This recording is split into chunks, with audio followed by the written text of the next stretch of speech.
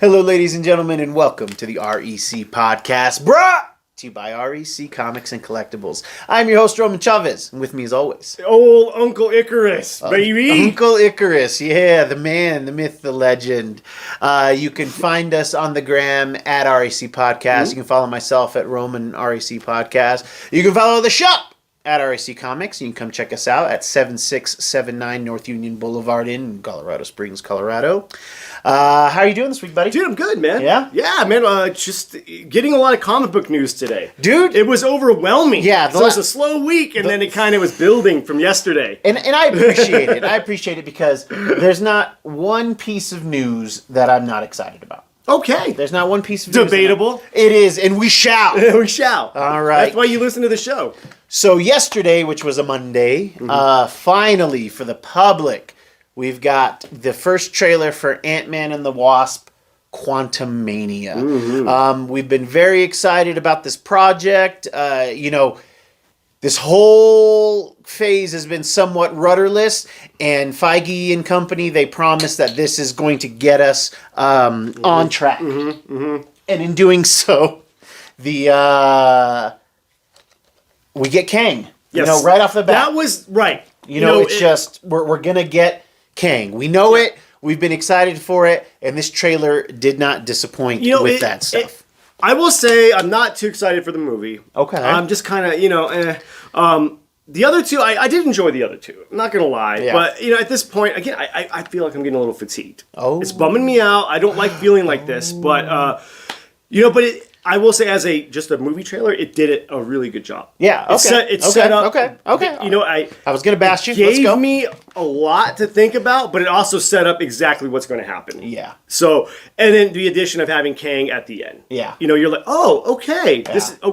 Finally things are paying off. Jonathan Majors is might be my new man crush. I don't know. Okay. I would like to see him and Henry Cavill and Chris Hemsworth all duke it out for my love and affection, but I just want to have pillow fights with them. Oh, see, you're behind all of this, guys, it's a real dainty, just a gentle man. I'm called the Southern Dandy. The Southern Dandy is what Eric calls himself. I don't know anybody with more nicknames than you. I know, and I give them all to myself, which is lame, except for Eric Icarus. Someone actually gave me that. Yeah, all right. Because what they say, I have no middle ground. It's all or nothing. All or nothing, baby. All or nothing. That was during my party days, though. Like this trailer, maybe. Right off the bat, guys, we do get kind of a comic homage there. We do see Hope in the Janet-style haircut. The short hair.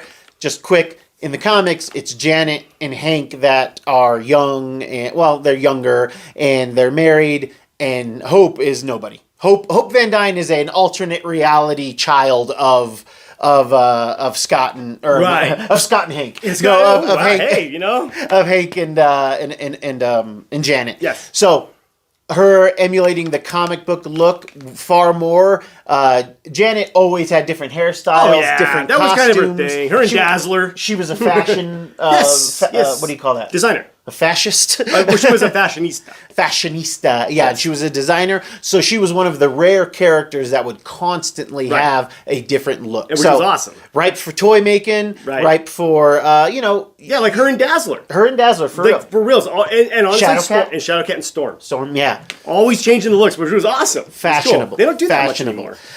We see her in this new haircut, and something that I don't care for as much, we see the new Cassie Lang. From Endgame, the actresses have changed, and I didn't do too much research into it, but I had heard around the time that the news was cast that I think the other one was just like going to college and living her life. Can't hate you on that. Hey, you know what? You got to do you, and it sucks you're going to be out of this because man, that scene with her and Paul Rudd when they first see each other, tears. Oh, cheers, kids. That was a good. Great scene, scene. Yeah. And the actress that they have, I have notes, guys. The actress that they have playing the new Cassie, her name is Catherine Newton. I know her from Supernatural, actually. Oh, okay. She's in several seasons. Okay. She must have been a kid at that point. Pretty kid, young. Yeah, pretty young. And she just has a young look. But yeah, and she was gone for like maybe half a season, and she grew up. Like she definitely went from being really young to a teenager. And they play it well in Right. the show where she kind of takes on hunting a little bit. Okay. Because I believe her family is killed by vampires. They're definitely killed by something. Anyway, and she's fine, but she's very flat to me. Like, Okay. and just like her acting style. yeah, it's just very meh. And I thought she did it okay. I she's see what fine you in the trailer. mean. She's fine in the trailer. I'm excited with what I saw. Right. But I haven't been a big fan. She's been in some other movies. She was in that movie with Vince Vaughn where he's like an axe murderer, and for some reason his consciousness goes into her body. I don't know. Okay. Teen horror thriller type of thing. And we had just them talking about how they've built a kind of a satellite that watches the microverse. Yes. The miniverse, the quantum realm as it's known. And this really kind of freaks out Janet. Yeah, she's like, hey, spazzing out like, hey, turn it off. Turn it off. You know? Yeah, like don't turn it It's on. sort of when you touch the thermostat at your grandma's house. Yeah. That's kind of the attitude she has. I saw somebody comment on the trailer. She was like, "You made a satellite to the quantum realm? Back it up. Just back it up." And of course, wackiness ensues. Sure. And one of the best parts of the trailer, and God, I love Paul Rudd, is the satellite starts like drawing them into clearly the quantum realm, and Cassie gets sucked in, and without even a second hesitation, Scott goes in after. Of course. Not even a break in it. And it's a great little moment, and you're just like, yeah. Totally. Yeah. Like, and it's not even the hero aspect, it's the father aspect. It's like no hesitation, boom, go. You know? And then we get to see this very beautiful, heavily CG Again. quantum realm that feels a lot like Guardians and feels a lot like Thor Love and Thunder. I would even say Ragnarok, throw that in there too. It's got that kind of... It has the music. Ostentatious kind of set design, you know? And I do agree with the internet gripes about the CG. I still think it looks good. Right. It's just kind of one of the cool things about the Ant-Man movies is really it's just been Ant-Man and then into Giant Man that's been CG. Right. So you're seeing it behind this very realistic background. I don't know how much of San Francisco or wherever they were in the last one. I don't know how much of the real landscape was there, but it looked good.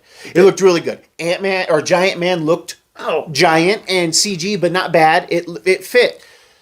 They really do look like they're on soundstage. Yeah. That's my gripe here. I don't think it would look as bad if the rest of the MCU wasn't so heavily CG'd. Yeah. We could probably get behind this a little more like, oh, this is supposed to look weird and off-kilter, but when everything looks weird and off-kilter, it starts to blend together and it doesn't pop. This is becoming the new faceless army problem in the MCU. Yes. Is that the CG quality, and again, they're pushing. I am an apologist. They're pushing the boundaries. They're gonna get. It's gonna start to look really good. It's gonna look its best in Avengers, just like Thanos looked so much better than anything else. Right. Thanos looks so good. Still does. Still holds up. We're gonna get there, but this is the phase, guys, and I'm not gonna apologize. I don't hate it, but it is bothering me as well. I am not too excited for this. I just, like I said, I the only thing that's going to pay off for me is seeing Kang. So I'm excited. That's the only reason I'm like, okay. It was cool to see We all him. knew it was coming, though. Yeah, it was cool to see him kind of in a human form, in the classic comic form. Yeah. Hear him talk more, because definitely I was very curious how his portrayal was going to be in compared to the Loki version where he was a little bit crazy and silly. Yeah. So I did he did feel his presence was felt in the trailer. Yeah, absolutely. We did get a quick look at Bill Murray in the movie. It's going to be interesting to see what they do, because Bill Murray has got some Me Too stuff going on right now. Wait a minute. Whoa, what? But it's quiet. What happened? It's come up a couple times. I really don't know. What did they say? Just some women coming out, people, saying work environments, this and that. It all kind of somewhat stemmed from the Lucy Liu stuff earlier. Oh, right, because she's talking about how they were fighting on Charlie's Angels, which is an old story. It's an old story. It came up again. Yeah. And then a couple things popped up. It kind of got quiet. Right. And then I'm hearing them pop up again. But, man, it is really quiet given the caliber. So maybe it's unfounded, or it's been already been taken Marvel care just of. kind of like playing it close to the chest. They're playing it real close to the chest. Yeah. We did see him. We know the rumor is he's playing a character known as Krylar. Okay, don't know what Who's that is. Krylar, you might ask? I don't know. He's in, I believe, 2 issues of canon. Okay. In the microverse, which is Okay. why I said microverse earlier. The I Micronauts? did do dude, he might be in. No, I don't think he's in a Micronaut story. And so he's obscurity incarnate. Yeah, I'm sounds afraid he looks a little too much like the Grandmaster in feel. See, that's what maybe that's why I'm getting the Ragnarok feel for this, you know? I'm with you there. Yeah. I was definitely getting a big Grandmaster vibe. Yeah. You know, I do like, instead of the power cameo heroes, I do like these power cameos of like actors that we really Sure, like. we had Russell Crowe, Yeah, and you know, Bill Murray, Glenn Close, you know, and then the one that's coming up next. you know, it's I kind of disagree with the casting though. for what? For Bill Murray's character. For what? Why? The mini boss, Stanley B. Hansen. They mentioned that the place is called the Chronopolis. It does seem that Janet is familiar with this. What makes me upset is she seems, visibly like unnerved to be there. She's covering up. Right. Does she know Kang? I'm gonna say yes. Okay, then why not tell anybody? That's a good point, man. I have an answer. Okay. Okay. Ooh. I put a lot of thought into this, kids. I had to write some stuff Here we go. down. Did this Kang shrink his empire down to hide from the other Kang? Makes sense. Okay? Makes a lot of sense. A universe, because she says that there's a secret universe beneath ours. Right. So she uses the term secret. We know it microverse from the comics. We know it as a quantum realm. Right. So is this smaller, or is this just what is this inside the quantum realm? Right. It reminds me of the weird place in the chronal, where the axis of time is. Oh, right. Where that weird janitor is, who is Kronos, who is possibly a king. But this feels like that. It does. So it's like a nexus almost. Yes. But remember, we have the nexus. We and do have have the a axis. nexus. Yeah. So we have to remember. So my thing is, I wonder if this Kang either shrinks down to hide from the murderous Kang because he's like, you know what, I'm gonna get out. Right. So he doesn't know about the quantum realm, or at least it's just so small that he can't perceive it. Okay. And then maybe Kang got stuck. Okay. Maybe even Kang. Maybe even this Kang in the quantum realm, he got stuck. Okay. So now he wants to get out. He sees it. Okay. Because he doesn't know how to navigate the quantum realm. Because really nobody does. Yeah. Tony Stark figured it out. There you go. And there's an internet rumor, and like that Kang is afraid of Tony Stark. Oh, okay. I like it. So maybe he finds out that Tony Stark is dead. Yeah, he's like, okay, here we go. And he's got a way out. So this really could be a huge spring point for this next phase. Oh, for sure. For the Kang Dynasty. Yes. I agree. I think Scott dies in this movie. Whew. You think they're going to go that far, huh? We see Cassie in the uniform running with her dad. Okay. So we know, again, we had already seen Cassie, but seeing her in uniform, Young Avengers, stature, we need something to avenge. Okay. Love it. You're right. Oh my God, I think you're right, dude. So there's leaked footage from D23. Okay. And we see, spoilers, we see Scott Lang messed up. Okay. We've never seen Scott Lang messed up like this. Right. And Kang is saying, you're an Avenger. I think I've killed you before. Oh my God. So, okay. Dude, if you're going to get people back and tick people off in the right way, I don't know that they do it so close to Tony Stark's death. Right. But it's been a few years. We need something to avenge. And who better than to get this new Cassie, who was already holding out hope and already seen the impossible. Scott Lang dies in the comics before House of M. That's true. He gets killed in this awesome scene. We'll get to it another time. We've talked about it. We have talked about it, yeah. So there is precedent for Scott to Sure, die. yeah, absolutely. It would be crazy, but that's just my wild trailer came out yesterday. That's my hot take. Okay, I like it. King even says in the trailer, this place isn't what you think. Okay. So that's another thing that makes me think that, like I said, maybe it's a hiding spot. Sure. Within. Yeah, absolutely. And like I said, is he stuck? Man, I don't know. My juices are flowing. There's a lot of my implications nerd juices here, are flowing. I love it. I love that this is bringing up questions. Like I said, the trailer did a good job. It did. They're the trailer best trailer did its job. makers. Yes. Oh, God, yeah. Big time. So, yeah, I mean, I maybe I'm a little more excited now that I've heard your hot take. So maybe, obviously, I'm going to watch it. Of course. We need to go watch Black Adam, which we haven't. It came out. I've heard things. We'll talk about it in another show. I've heard things, baby. I've heard things.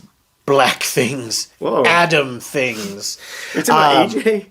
When I didn't think I was, yeah. Oh, we should totally call it AJ Black Adam. We should. Yeah, we should do it. Shout out. Is he watching? I don't know. Let us know. We'll see. Comment below, bro. You know, when I was just coming down from my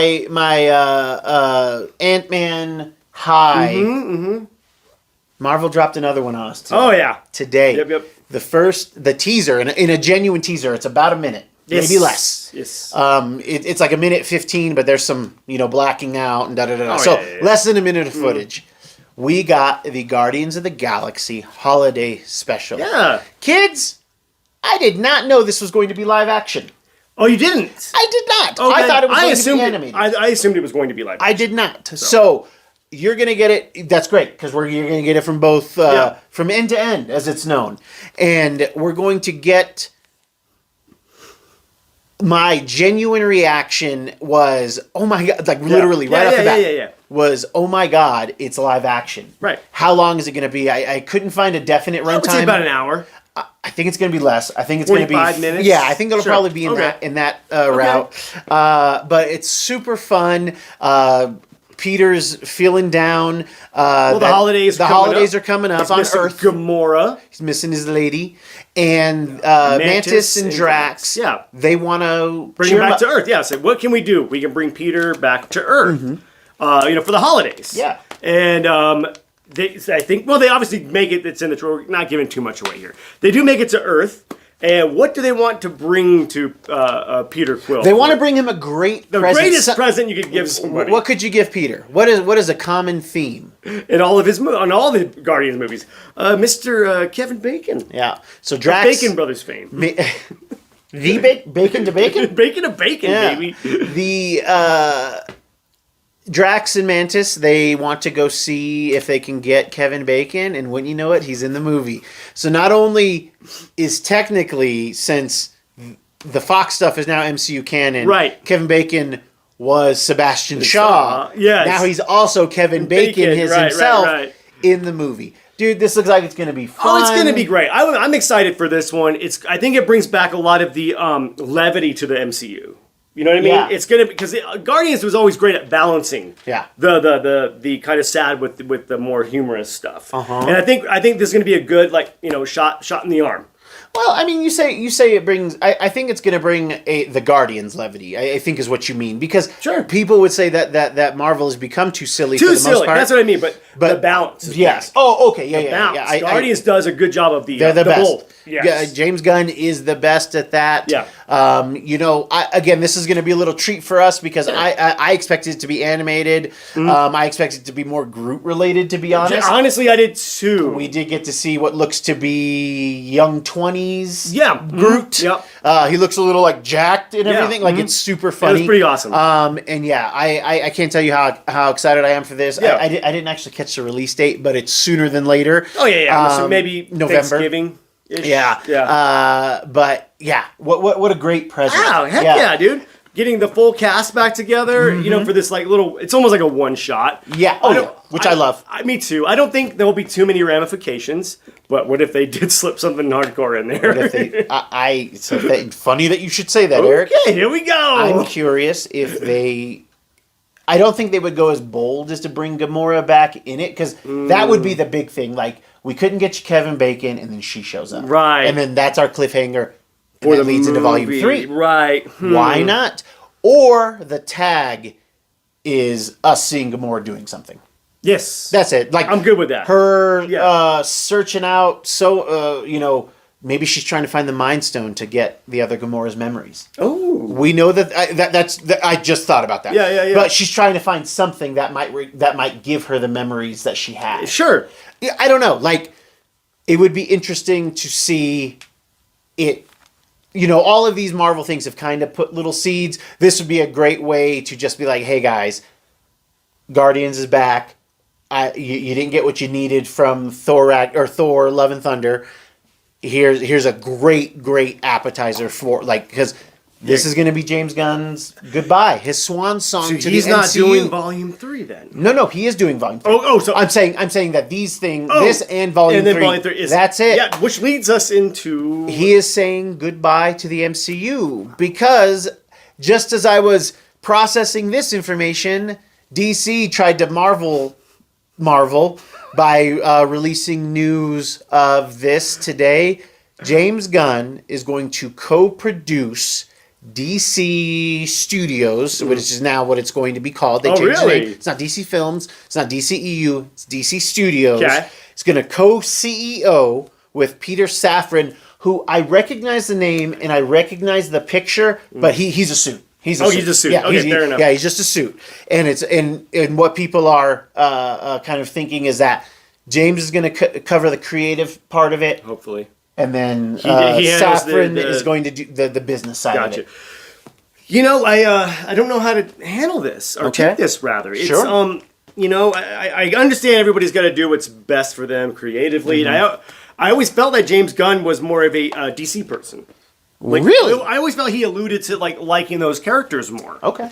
I don't know how he even got brought onto the MCU. Yeah, I mean, I don't know what his project. What was his project? Before that he had the Slither. Okay. He had. Oh my gosh, I'm drawing a blank. He had projects that right. But again, just like more on the indie. Sure, scene. just what the MCU does. But they pluck these awesome upstarts in these indie films or TV shows, and they make great movies. Yeah. But he's already dabbled. We did get to see his Suicide Squad. The Suicide Squad. It was fantastic. Peacemaker as well. That's true. Because all of this is going to kind of come under the same umbrella. Like, he is basically they're trying to Feige him, but they're doing it in the wrong way because he's got a co-person, which he might need. Sure. To be honest, he might need. But I think Feige's got many co-people. Yes. He's the front man. Yes. So if they would have just said James Gunn is like... He's the Freddy. Yes. He's the Freddie Mercury. Everybody else is capable in their own right. Sure, but Freddie puts it together. Yeah. Freddie puts it together. I just think they should have just said James Gunn is going to be the new front runner to the creative part of the DC films. Yeah. That's all they really needed to say. We don't need this Peter Sassafras or whatever his name is, and just leave him out because I think it just adds confusion. Like, who's that? Who cares? James Gunn is like what we all focus on. Yeah. I think it oddly takes away from the shine. Sure.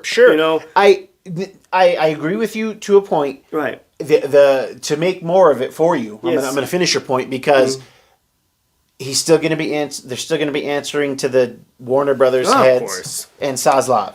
So it's still a lot of cooks. We'll see if the Warner Brothers people are just more of a ancillary background, very background, thumbs up. This is one of the things that DC does has done incorrectly is that they dilute the product. Oh God, not even just their films, but their record labels do. Yeah. Anything on Sire and Warner Brothers record label, even Maverick. Their A&R people ruin records. What is A&R? They're like the people that give the artist notes. Oh, okay. They come into the studio like, we need to fix that. Then they're fixers, basically. Yeah. And they ruin stuff. Everybody who's ever been signed to Sire Records, which is the subsidiary music part of Warner Brothers, they've had nothing but horror stories. Yeah. Same, just like the DCEU. Yeah. Like, it's just meddling for the sake of meddling at this point. Oh. So maybe James Gunn can step in and make some, progress here. Like, look, this is how it worked at Marvel. Yeah, that's what I think they're trying to. And let's just let's try it this way. Yeah. We tried it this way, didn't work. Yeah. Let Jimmy Gunn. Jimmy Gunn. Jimmy Gunn's gonna Jimmy Gunn. Yeah, bro. be the gunslinger, baby. Oh man, I love it. We all, I think even a few months ago, we kind of saw. We talked. Maybe this was coming. I think a lot of people have thought this was coming. This like you said earlier. This has kind of been the hope. It felt like in some of the articles that I was reading that those people were shocked. But what do you mean those people? The press, the press media. Yeah.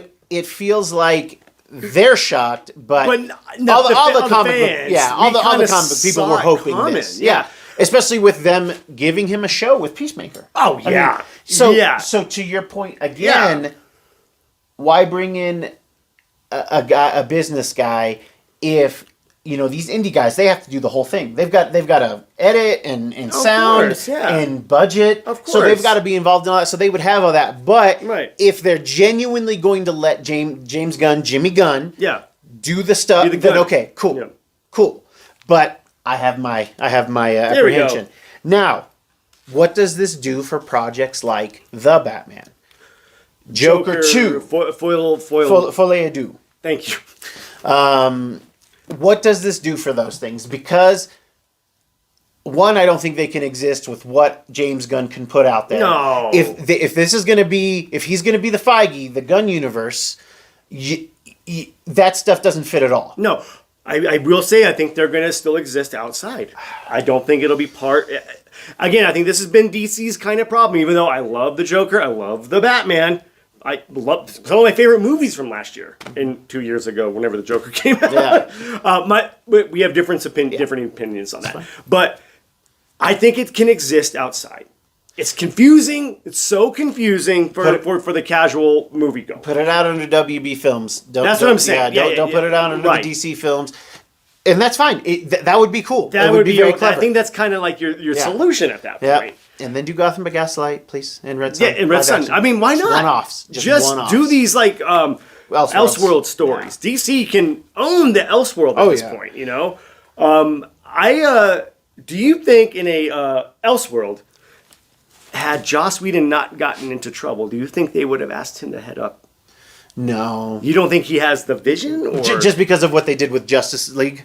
Yeah. But that wasn't necessarily his fault. But who cares? Like, it's his stink, Sure. But they give the Snide Man how many shots? Look, man, Ray Finkel missed the kick, all right? Ray Finkel missed the kick, and everybody blamed him. Okay, They blamed Dan Marino and his interceptions. Yeah, they blamed Ray Finkel. What did you? They were in. Yeah, the voices were in, man. They were in.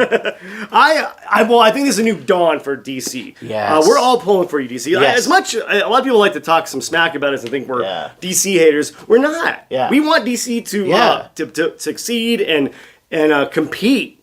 Because that just means more awesome product that we get to go watch, man. If they can push, and I think James Gunn smells the blood in the water. He's seeing what's going on with the too much humor BS. Yes, he's seeing people copy his style and not do it as well. Not doing it well. And he's got something to say. Yep. And it's going to cause some shakeups, and it's only going to make things better for us, I think. I agree. As viewers. Yeah, absolutely. It's going to be better. So you don't think he's not necessarily going to be helming movies at this point? That's another negative. He's not going to be at this point. He won't be. He's so in he's an just going to position. Be connecting the dots, essentially. Like, okay, we're starting here, stringing out, and we're going to end here. Things are going to filter through him, supposedly like they do through Feige. Okay. And, that sucks because we're going to not have his hands-on approach probably, but we'll see. Right. Well, you never know. But maybe he's got, I don't know what his kind of coaching tree is. I don't know who his, like, who